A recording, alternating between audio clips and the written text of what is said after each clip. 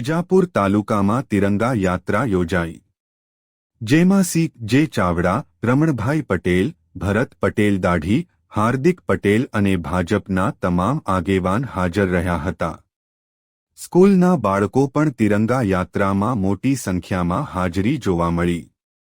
TB હોસ્પિટલથી સરદાર ચોક સુધી તિરંગા યાત્રા યોજાઈ. સરદાર પટેલની પ્રતિમાને ફૂલહાર કરવામાં આવ્યા.